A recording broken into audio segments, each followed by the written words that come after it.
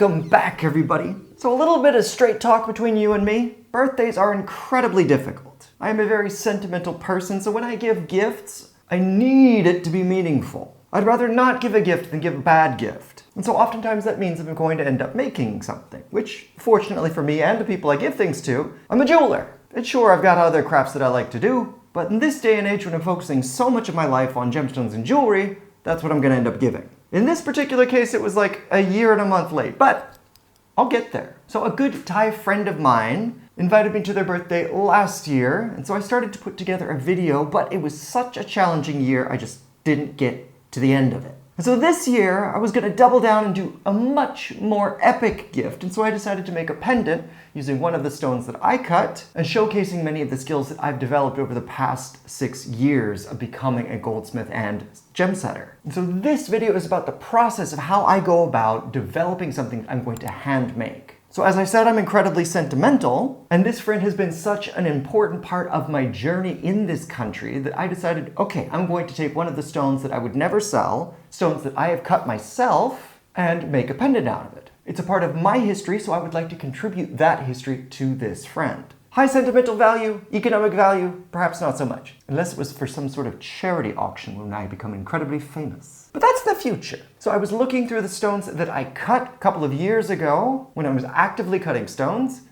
and I selected an Asscher cut piece of Goshenite. And this particular stone, due to the nature of the rough crystal itself, was uneven. And so what ended up happening was, as I got to the bottom, instead of being able to join all the facets up right in the middle with perfect symmetry, just like you could with a manufactured product, this natural rough was a little bit wonky. So I decided to put a culet facet, different from the ones that you would find on most diamonds. Most of those will be flat, directly parallel with the table, but this one, boop, had to go a little bit at an oblique angle. And so it ended up coming out as a pentagon, a 5-sided shape, for those of you that don't know Greek.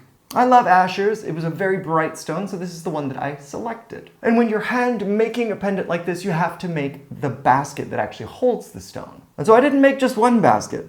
I ended up having to go through and make 3 using different techniques to find the way that was going to end up showcasing the stone the best and also being robust and sturdy. The previous versions were either too thin and ended up distorting, or they were wonky. So 3rd time's the charm. I ended up finding a design and style that I liked that was both robust and attractive and clean. And if you've paid attention to any of my jewelry on this channel, you'll know that I love things that move. So I decided that I was going to attach this basket to the main body of the pendant using chains. That way it can dangle.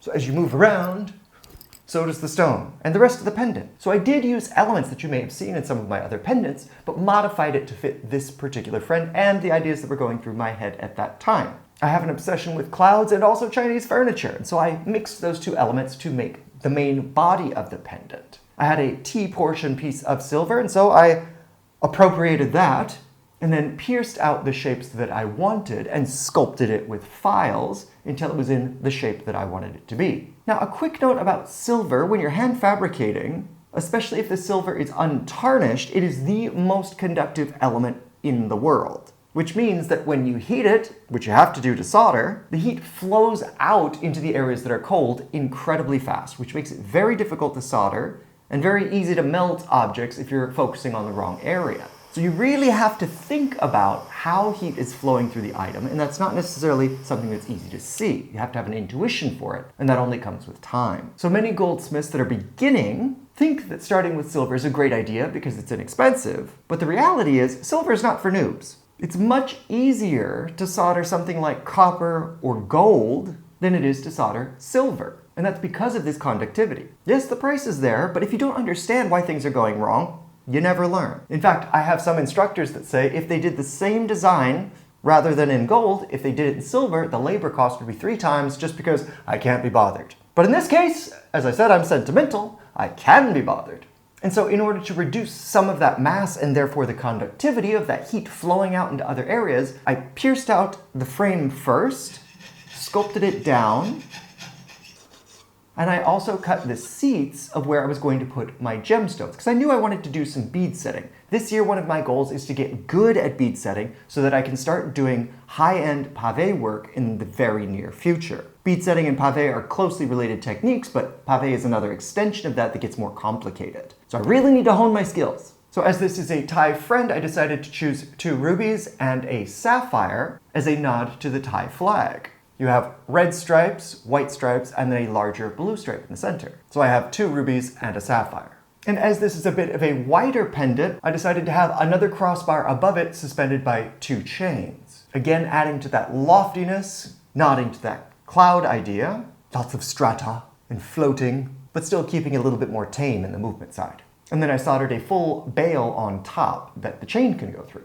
So the other deceptively simple thing about this pendant is that there are many different components, but how you choose to attach them is going to be very important, because if you get the order mistaken, it's very easy to melt smaller components while the larger components are heating up. So I had to be very selective where I put what and when I was soldering it, so that the small pieces are high, the heavy pieces are low, so that I could effectively solder without melting the components. Which I did. It took a couple of tries, but I got there. And then finally I was able to bead set my stones in place. And on the back side, you'll also notice there's another feature that's very rare in cast projects. When you're hand making, instead of just having a drill hole like most commercial jewelry, I was able to hand cut azures. You've heard that many times on this channel, but if you look at where the stones are on the back side, instead of just being boop, a well of despair, I can cut in a triangle like you'll see at the bottom of the main body of the pendant. A diamond shape in the center, and then a